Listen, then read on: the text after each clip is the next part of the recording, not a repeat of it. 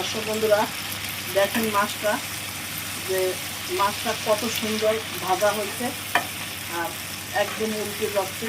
তার কালারটা অনেক সুন্দর। ফ্রাই প্যানে মাছ ভাজলে এরকম চমৎকার হয়। এখন কিছু পেস্ট, 1 কাপ পেস্ট কিন্তু আমি দিয়ে দেব সাথে। এই পেস্টটাও কিন্তু এর সাথে ভাজা হবে, খেতে অসাধারণ লাগবে। এই মশলাটা এখন কিন্তু এর সাথেই দিব। এই মশলাটাও কিন্তু ভাজতে হবে।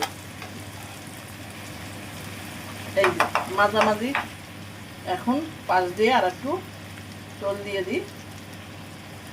তেল একদম কম দিয়ে ভাজতেছি কিন্তু বন্ধুরা।